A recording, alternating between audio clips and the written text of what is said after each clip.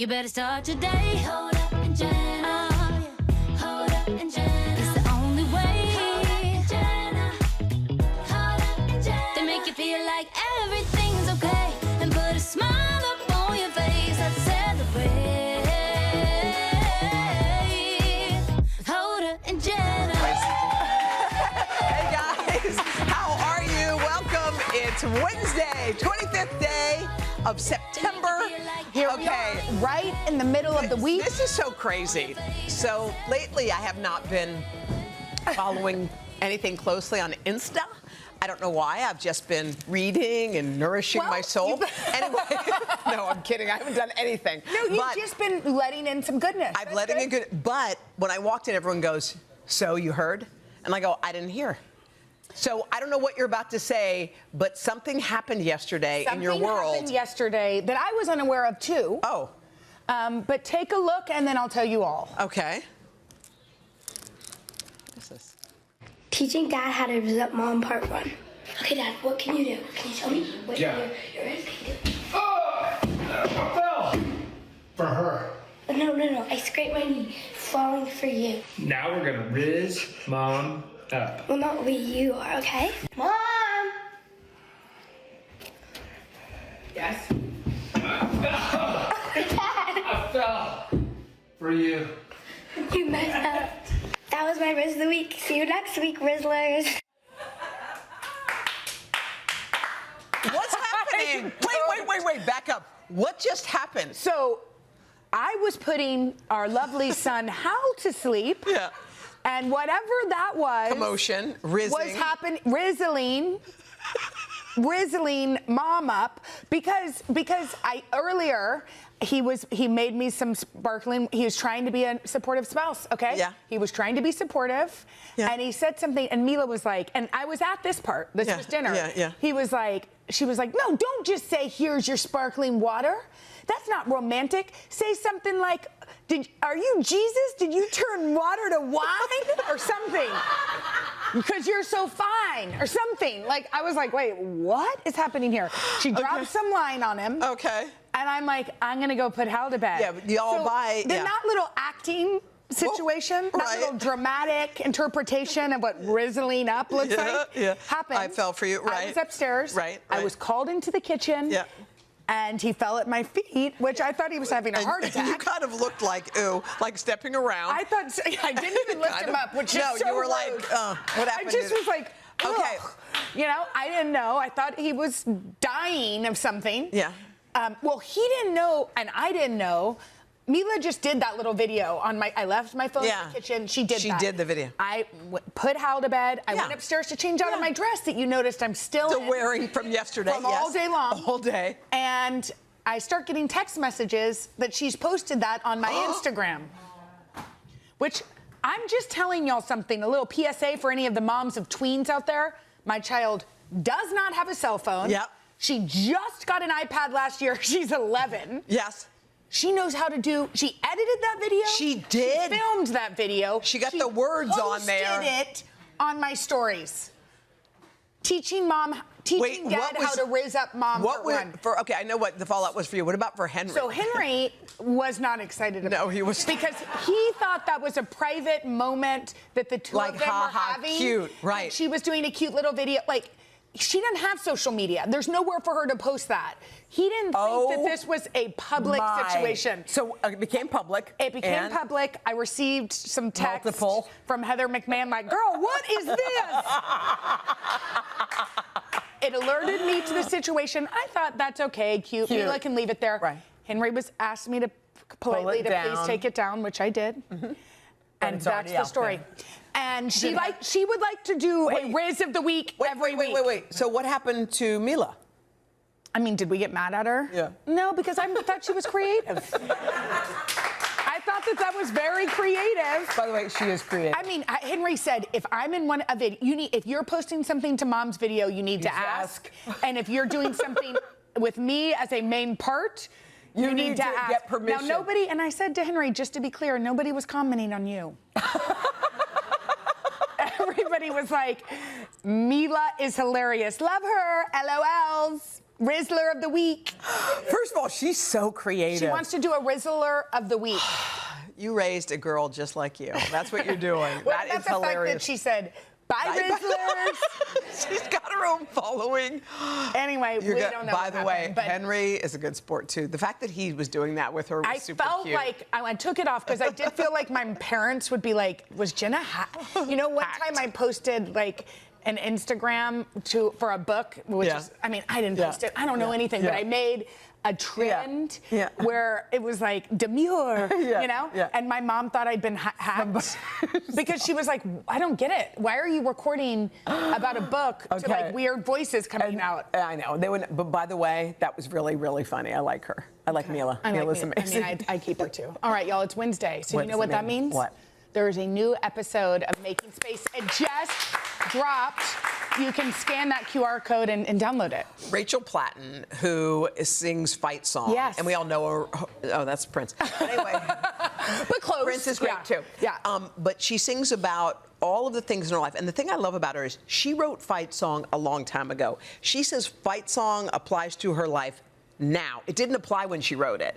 So the stuff she's writing now, she says, is going to apply to herself later. She gave a great interview about everything that she's been going through, the highs and lows, all the things, and her music just flows out of her. She's gone through like chronic pain and other things, and there are times where she will sit while playing the piano, wait for the pain to pass. She did this in a public setting, and she just dead stopped, and they said in the room you could have heard a pin drop, and she waited till the wave of pain passed, and she started playing again, and there like was not a dry eye in the house. So in addition to her being amazing and being on the podcast, she is going to be our musical guest on our Making Space weekend in Austin.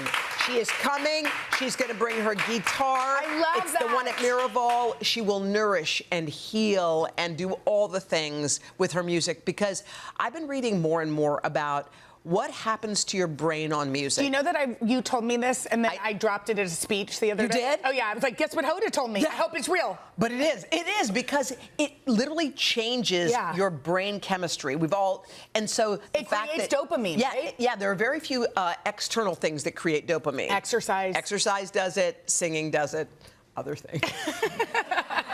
As a reminder, the event is sponsored by Miraval Resorts and Spas, hosted at the Miraval in Austin. I can't wait. I'm making us a dinner reservation. Oh, good. I can't I'm on wait. it. Don't worry. All right, we got a great, great show for you. Actress Susan Kelechi Watson is here to tell us about her latest role and her new Shondaland project. Plus, Grammy winner and best-selling author Questlove is in the house. He's got a new kids book. But first, we're going to solve your social dilemmas after this.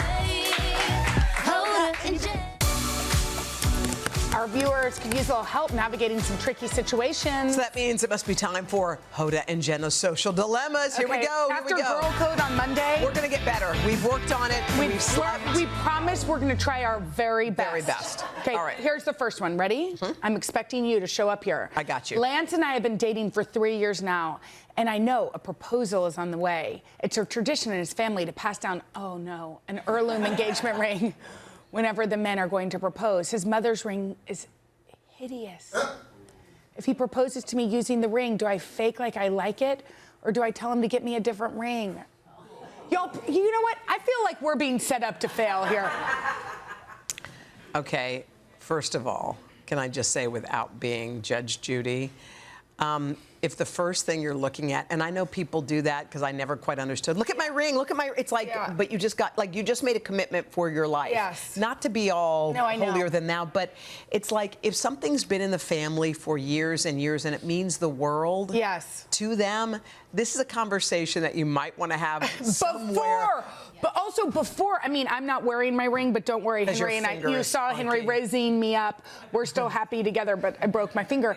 And that ring was from, he redid a ring that was like somebody's ring, right? He redid it, which was nice. Somebody's. I mean, I think his grandmother's or somebody's. I mean, we've been married for 20, a long time. Right. I knew then, okay? Yeah, okay. But my point is, I feel like you have got to figure out a way before he proposes to you. I mean, I agree. No, oh, yes, you do. You definitely do. No. You don't want him to. Thank you, Sean. Thank you. Not to say. Hoda, because you know what? Wait, hold on. Let me explain. You're not going to say to him, hey, Lance, I don't like the ring. I think you just say, you know, this is what I'm kind of into. This is people. Oh, you don't think people have those conversations before they get engaged? If it is a family heirloom that Thank she knows has been passed down from generation to generation since the early 1400s. So this heirloom, this beautiful representation of his family. I think, look, you're not talking about the heirloom. You're leaving the heirloom at home. What you're doing is you're saying, hey, so, I mean, I hope we are really going to get married, Lance. I love you so much. No, I think that's going to put a pin in it. And Lance, just to let you know, I love this gold band just like this. You know, and oh, look at Susan's ring. You don't think people drop hints like that when they're getting engaged? Yes, Sean, they sure do. You have a Lone Ranger, Sean, okay? No. Do I have others on my team? No. Yes, I do, right there. I sure do. No, because you know why? It means a lot to him. It's an engagement ring. We don't know Lance from Adam. It means a lot. It means a lot. Take the ring, say thank you. Take the ring, say I love you. Okay. You're more important than this. You're right. Your matters don't matter in marriage. Okay, no, but Lance's wife. No, there are physical things, tangible things, and there's emotional. What if that's important to her? A symbol of their love. Okay, move on. Here we go. I've been going to my hairstylist, Danny, for years. I love the work she does, but here's the issue. She talks openly and loud about sex and tells me stories I'd rather not hear. I know it's very unprofessional, but I love how she does my hair. What should I do? Ignore it or go elsewhere? I've got it. I've done this, and not because somebody's talked loudly about sex, but I've done it. What? Danny, oh my gosh, okay, wait, honey, oh gosh, I'm finishing my book on tape, and it's so juicy. Hold on, earpods in.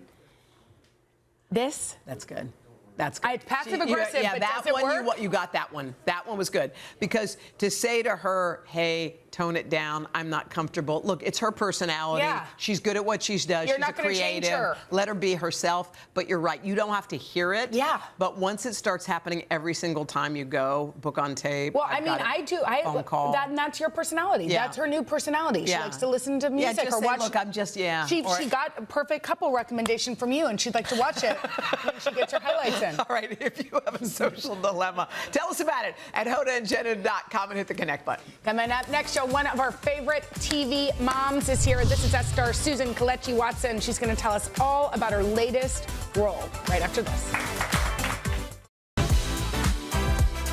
America fell in love with Susan Kelechi Watson when she played one of TV's favorite moms, Beth Pearson, on the hit show This Is Us. Well, now we get to watch her on stage right here in New York City. It's the play. It's called Good Bones. First of all, we're so happy you're here. I'm so happy to be here. And we're so happy that many, many, many years ago, when you were hoping to get your big break and you thought, maybe I'll just be a barista, you decided to give it one more go. Tell us about that moment in your life where you were wondering, like, am I on the right path or not? You know, it's funny that you spend so many years doing something and then you have this expectation of when it's going to happen and how it's going to happen, and then that doesn't happen. And then you go, all right, well, what would life look like without huge disappointment? Like, what would life look like if I kind of took like an easier path and just did something that I could obviously achieve? I think I would have been a pretty dope barista. Like, do you like coffee? I don't. What? It's fine. It's not that I can't drink it in the morning. It's a thing. Anyway. But like, I could put the milk in the thing and the sugar. I'm good at that. So I thought, you know, what is just something that felt a little bit like I wouldn't have the stress of like this expectation. But you didn't do that. You kept the faith. I didn't do it. Yeah, what was it that kept you one more day hanging in? Yeah. Well, you know, listen, prayer is a real thing, and I had a friend that just kind of stepped into my life and prayed in that moment, and I was like, all right, well, if you believe, sometimes you need people to believe for you. You know what I mean? Like, surround yourself with people who like believe when you don't. And she was just like, no, I've seen it, and I believe this for you. And I was like, all right, whatever. And then I kind of just let go. And maybe that's the moment sometimes. It's like you stop your own striving, you know, and your own sort of efforts and energy, and you kind of like let whatever you have just shine through, and then things start to become attracted to you. By the way, that's such a great life lesson. Yeah, that's a really good life lesson. Well, I had to learn it the hard way. But then you got the call for This Is Us. Like, I did. And the funny thing is that when I got the call, I was so obsessed over this audition that I didn't do well in. That when I got the call for This Is Us, I was kind of like, meh. All right. Not that I got it. It was just like, oh, they put a pin in you. They're interested. And I was so obsessed about this other thing I didn't do well in. So it's the actor life. You know what I mean? It's like you're dealing with so many things at once. So you're on this hit show, and now everybody knows you, and now it ends, and it was so beautiful, and now there's always the kind of what's next. Yeah. Did opportunities come knocking? Did you go chasing them? Yeah, they did. They come came? knocking, Yeah, that's unfortunately. awesome. And like different opportunities. I was so thankful that people saw me in a different light. And so it's been, you know, roles that have been very much different from Beth, which is a lot of fun to play. And it's the things that I want to do is just be a very character sort of actress, leading lady. You know, it's that mashup that I love. It makes acting really interesting and fun. I mean, your next project, I'm personally very excited about. It's called The Residence, which sounds amazing, and it's about the people that work at the White House. The people that work at the White House. Did you get to meet any of them? I did. I actually play the assistant usher. Yes. So my character is under Giancarlo Esposito, and who plays the chief usher. And I met the woman who has that role at the White House. So I got to kind of like study her. How cool is that? Very cool. Because I've never had that opportunity. It's like, you know what I mean? You kind of make up characters in your mind. I was like, oh, here she is. Great. Can I talk to you for like 10 hours? But yeah. Let's talk off Broadway. Because you've got this awesome play that's coming up. It's in a beautiful theater. Public theater. Yeah, so cool. Tell us about your role. Well, the Public Theater, let me just say, is one of my favorite theaters, if not favorite off-Broadway theater in New York City. I feel like it's the theater that raised me. So whenever I get an opportunity to come back to the Public, I am always ecstatic. I'm working with Saheem Ali and James Imes, who just did Fat Ham last year, and I'm really excited about Good Bones. It's a play about relationships and gentrification and belonging, and where do we belong, and how do we sort of nurture the villages that we grew up and we're a part of, and what happens when you want to maybe tear that down and see something else happen, you know. And so it's two communities sort of at odds in how the community should progress. And you're a daughter of immigrants, so you know exactly what that vibe feels like. Yes, for sure. Well, we're so happy you're here, and congrats on all of your success. So much. And we've loved watching you at the Emmys, too. That was a great you rocked it with all those TV moms. Isn't that cool? I mean, also your line. Yeah. TV moms can get paid what TV dads get paid. Why aren't women getting paid what? Go, girl. Let's go. That's a whole other segment. All right, I'll come back. Yes. You can catch Susan in Good Bones at the Public Theater now through October the 27th. Coming up next, Elizabeth Haskell's here. She's going to show us her viral chicken salad recipe that sent TikTok into a frenzy. Oh, right after this. She sends it.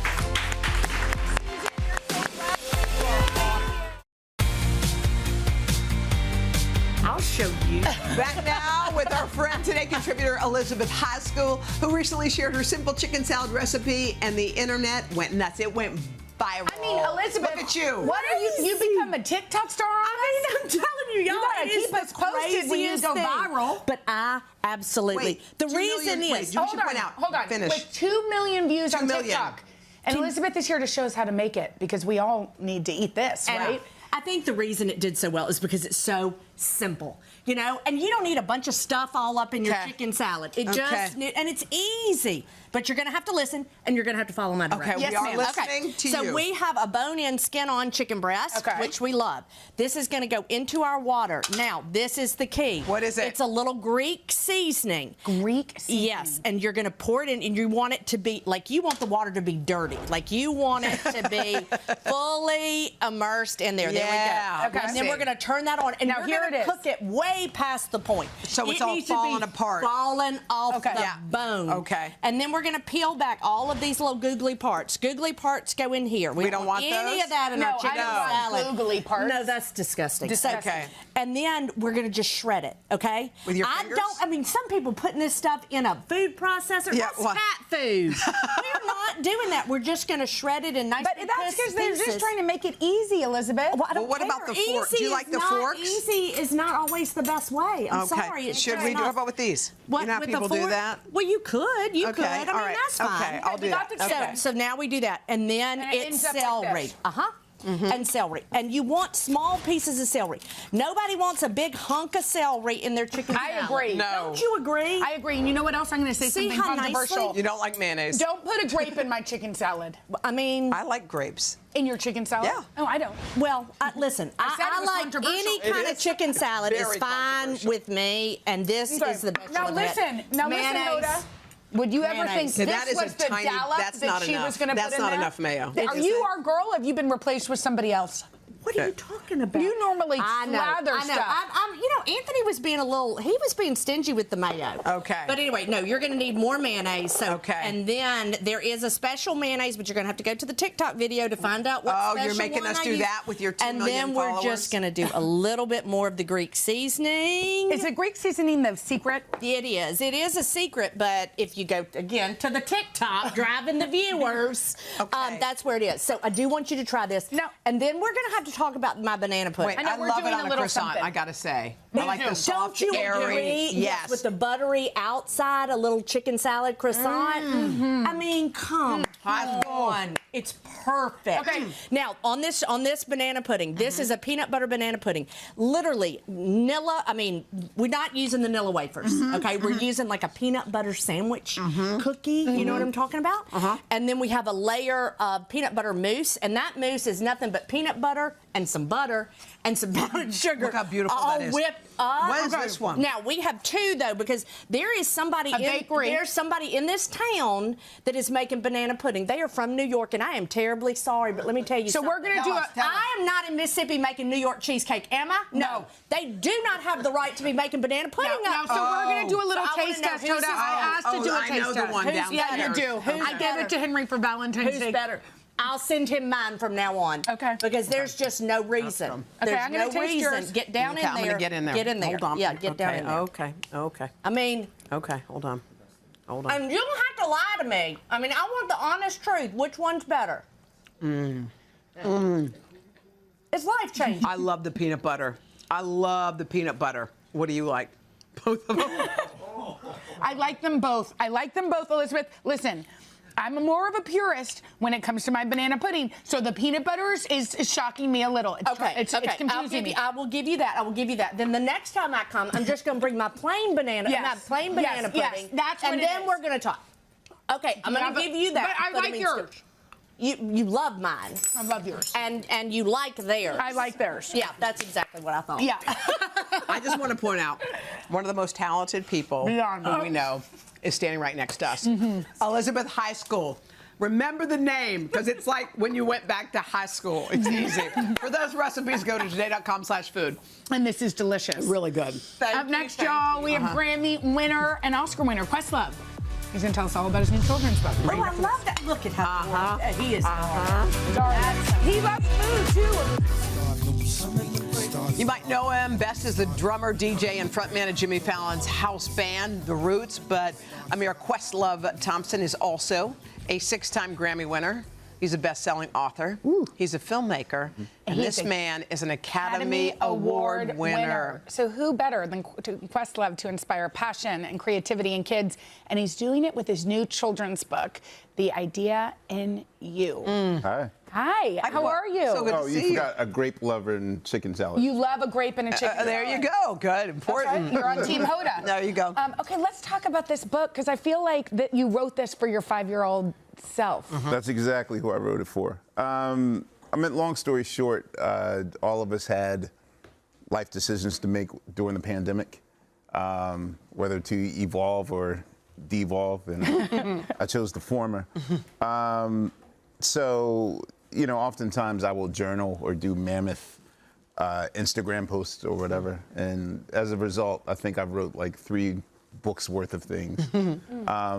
So for me, this is also challenging a fear that I had of writing a kid's book, because I think I was going through the narrative of life like maybe kids didn't like me or whatever. So, you know, everything I did was geared towards like the college student or adults, never like younger people. But I wanted to write a book about creativity, because I think oftentimes after the age of 5, kids start to learn embarrassment or cynicism, and I wanted to encourage kids to develop and parents to encourage kids to develop ideas. Well, it's kind of like your parents in a way, because I loved how you were raised, and I didn't know this, but it was like your parents kind of let you be a kid. Yeah. They let you do the things that other parents would say, get in line, not like that. Exactly. Your parents allowed you to become who you were meant to be. Well, that's things. I have a birth doctor. His name is Gordon, and he told my mom, like, let him play in his food. Yeah. Let him get messy. Let him draw everywhere. Let him bang on, because he wanted to know whether or not the epigenetic talent effect. My father was a singer and a musician. Yeah. Would it fall on me?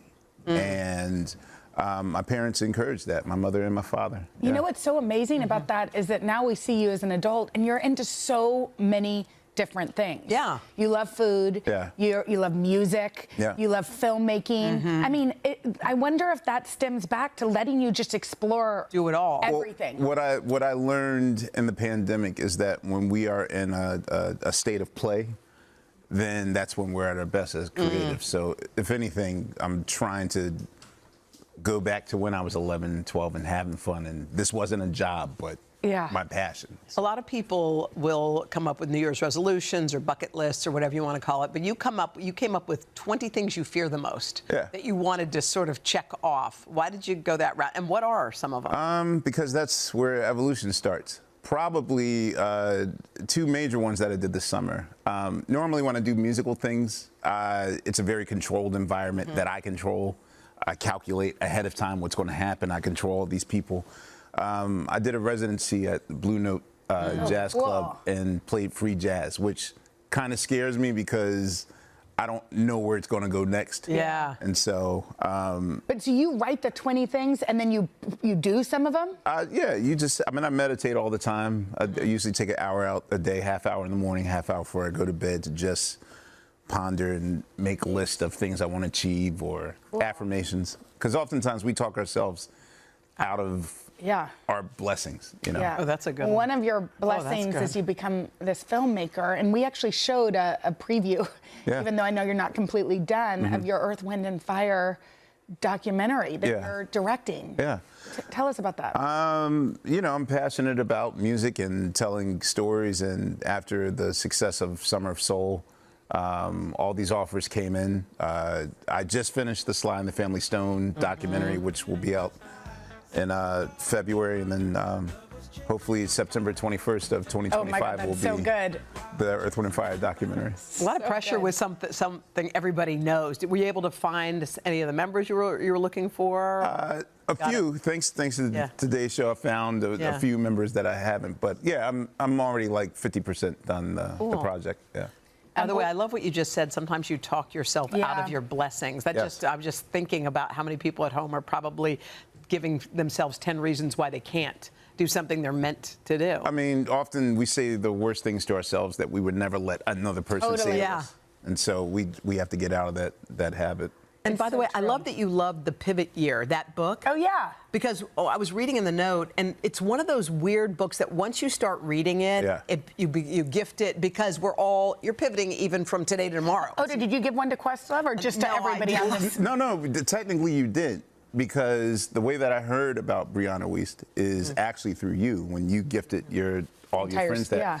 And I wound up doing that myself. I think at least 300 friends of mine, like, that's just my go-to. Yeah. Her book, The Mountain Is You, was very instrumental as far as books that I read during the pandemic that helped me sort of transform and transition into a more evolved person. Oh, God, it's so amazing. You're such a product of what good parenting is, or creative parenting. No, it was a nightmare. No. But it's so amazing how incredibly talented you are. Thank you, Questlove. All right, to check out his picture book, The Idea in You, please go to today.com/books. Speaking of books, my latest book club author, Coco Mellers, is here, and she's going to tell us about the inspiration behind Blue Sisters right after this.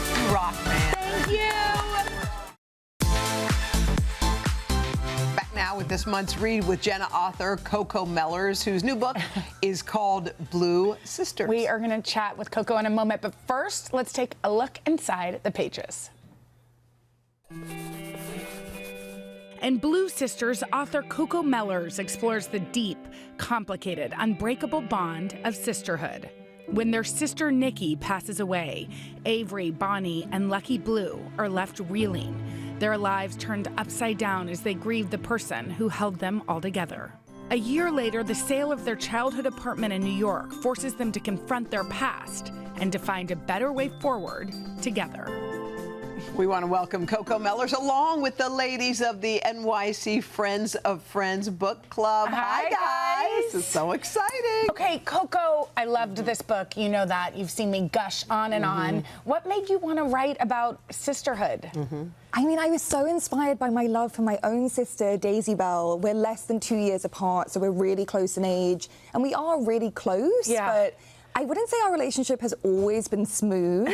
I think I can describe it best by saying she is the one person I would die for who I have also wanted to kill, like with my bare hands. And I think like that mix of love and hate and that desire for closeness and that need for space is so unique to siblinghood and especially sisterhood. So I really wanted to sort of write an ode to that. I think it's so interesting when someone compares a book to something, and Jenna and others have compared it to Little Women, but with like modern problems. To hear that after you give birth to this book must have been just something special for you. I mean, it's a huge honor and a compliment. Obviously, Little Women is canon. It meant so much to me growing up. And I love this idea of taking a traditional story and in some way throwing it on its head or giving it a modern spin. I was really interested in the sort of iconography of 4 sisters and then what happens when they become 3.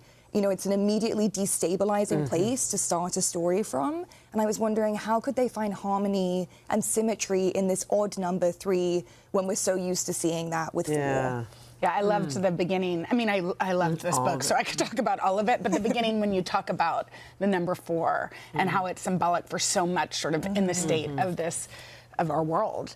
Sobriety is a big theme in this. I know it's super personal to you, too. How did you know you wanted to explore that? You know, it's something I find myself returning to again and again. I think there's something really powerful about writing about the topics that are hard to talk about. And addiction and sobriety, it affects so many people. So many of us love someone or have grappled with addiction ourselves. And yet it's something that's so shrouded in silence and shame. And I think that books can really be the light in the dark. And so I wanted to write a story that was deeply compassionate about addiction, but also incredibly honest about the damage that it can wreak in a family. And I am over 8 years sober. Congratulations. Thank you. I'm so incredibly proud to be a sober woman, to be a sober writer, to be an example of creativity that isn't self-destructive. That's good. And I really wanted to write about it just from that place of like real honesty. And I feel like I was kind of uniquely capable to do that. So it's a gift. I know. I'm like, why am I crying? Should we get some questions? Let's get some questions. Marissa, would you like to start us off? Yes, I have a question for you. Where do you think the sisters would be today? I love this question because it speaks to how characters live off the page. For me, they have taken over New York. Avery is uptown, Bonnie is midtown near her boxing gym, Lucky is downtown because she's a party girl. And I like to imagine that they meet up every Sunday for a traditional Sunday roast, which is a British thing. They have a very fraught relationship with their mother, but I hope that they invite her along at least every other week. Oh my gosh, I love that. Okay, Jenna, what's your question? What does sisterhood mean to you?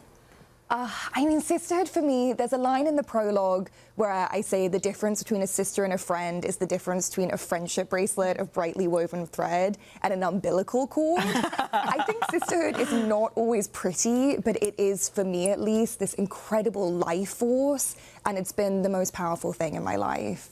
There's something about sisterhood that I feel like makes you braver than like you have somebody that sees you for who you were as a baby and believes in that little person. Do you find that like your sister empowers you to do this? Oh my God, my sister was messaging me right before I came on. I mean, there's something so incredible. She's been with me literally my entire life. She's the only person that will be with me through every single decade of my life.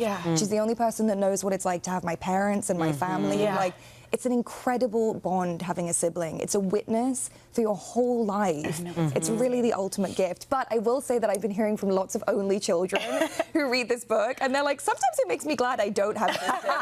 So if you're an only child, there are benefits to that too. Exactly. Sam, how about you? Where did the idea to make Bonnie a boxer come from? Oh, this was so fun. I mean, I love boxing, but I had never done it myself. So when I started writing, Bonnie is a professional boxer in the book, and so I started training 3 days a week for a year and a half with a professional boxing coach. I got these gold gloves, I got headgear, mouthguard, cup. I love a sport you can accessorize. We sparred. I very proudly sported a black eye for about a week. Wow. And so then I would go home after these training sessions and I would write her scenes so I could write them with as much sort of verisimilitude as possible. And it was incredibly fun, very humbling, and it just makes me admire Bonnie all the more.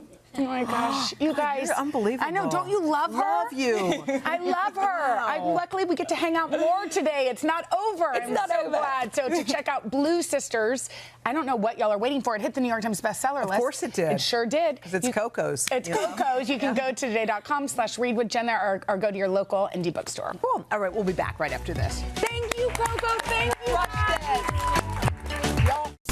Okay, before we go, in this great book club, we have Marissa. Look what picture she just showed me. This is us at the Marissa U.S. and Open your in baby. 2002.